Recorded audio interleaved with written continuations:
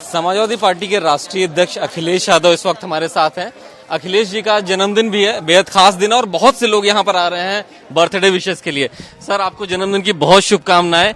और हर कोई ये जानना चाहता है कि इस जन्मदिन पे बर्थडे रेजोल्यूशन क्या है, आगे क्या करेंगे, क्या संकल्प लेंगे आप? मैं सभी कार्यकर्ताओं का और सभी पार्टी के समर्थकों का बहुत बहुत धन्यवाद देना चाहता हूँ। जिन लोगों ने भी जन्मदिन की शुभकामनाएं दी हैं, मैं सभी का बहुत बहुत आभारी हूँ, धन्यवाद देता हूँ। जन्मदिन जरूर मन रहा है, लेकिन उम्र बढ़ रही है और संकल्प इतना ही हो सकता है कि प्रदेश आगे बढ़े। चुनाव भी है 2022 में, एक बड़ी चुनौती है। आपने कहा कि इस बार 22 में बाइसिकल, तो उसकी तैयारी कैसे कर रहे हैं? क्या आप देख रहे हैं जो लोग आ रहे हैं, कितना उत्साह मिल रहा है कार्यकर्ताओं में? जो उत्तर प्रदेश की जनता है वो देख रही है कि आने वाले समय में बदलाव हो। उन्होंने लगातार देखा है कि किस तरीके से जो वादे किए गए थे वो अभी पूरे नहीं हुए हैं, और मुझे लगता है कि उत्तर प्रदेश की जनता इस बार बदलाव की तरफ जा रही है। ये पंचायत चुनाव में तमाम खबरें आई कि आपके पार्टी के सदस्यों को उठा लिया गया, किडनैप कर लिया गया।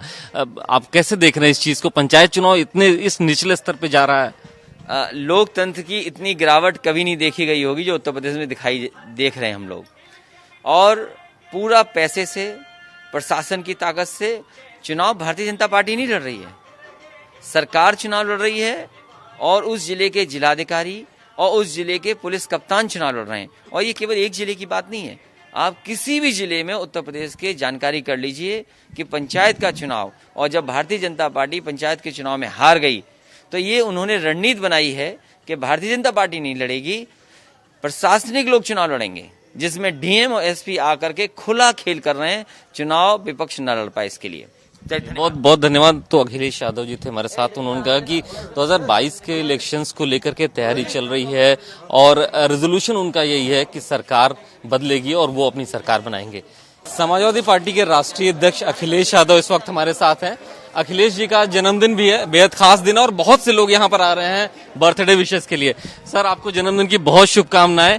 और हर कोई ये जानना चाहता है कि इस जन्मदिन पे बर्थडे रेजोल्यूशन क्या है, आगे क्या करेंगे, क्या संकल्प लेंगे आप? मैं सभी कार्यकर्ताओं का और सभी पार्टी के समर्थकों का बहुत बहुत धन्यवाद देना चाहता हूँ। जिन लोगों ने भी जन्मदिन की शुभकामनाएं दी हैं, मैं सभी का बहुत बहुत आभारी हूँ, धन्यवाद देता हूँ। जन्मदिन जरूर मन रहा है, लेकिन उम्र बढ़ रही है और संकल्प इतना ही हो सकता है कि प्रदेश आगे बढ़े। चुनाव भी है 2022 में, एक बड़ी चुनौती है। आपने कहा कि इस बार 22 में बाइसिकल, तो उसकी तैयारी कैसे कर रहे हैं? क्या आप देख रहे हैं जो लोग आ रहे हैं, कितना उत्साह मिल रहा है कार्यकर्ताओं में? जो उत्तर प्रदेश की जनता है वो देख रही है कि आने वाले समय में बदलाव हो। उन्होंने लगातार देखा है कि किस तरीके से जो वादे किए गए थे वो अभी पूरे नहीं हुए हैं, और मुझे लगता है कि उत्तर प्रदेश की जनता इस बार बदलाव की तरफ जा रही है। ये पंचायत चुनाव में तमाम खबरें आई कि आपके पार्टी के सदस्यों को उठा लिया गया, किडनैप कर लिया गया।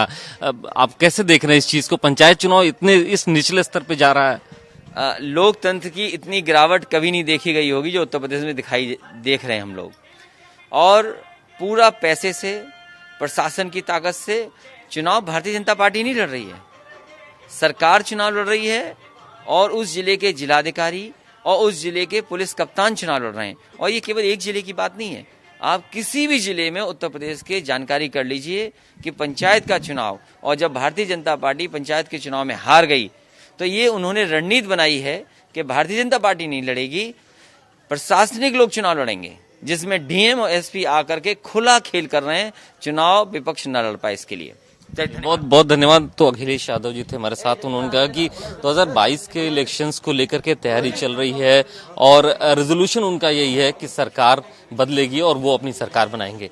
कैमरामैन अर्शद के साथ अभिषेक पांडे, भारत समाचार, लखनऊ।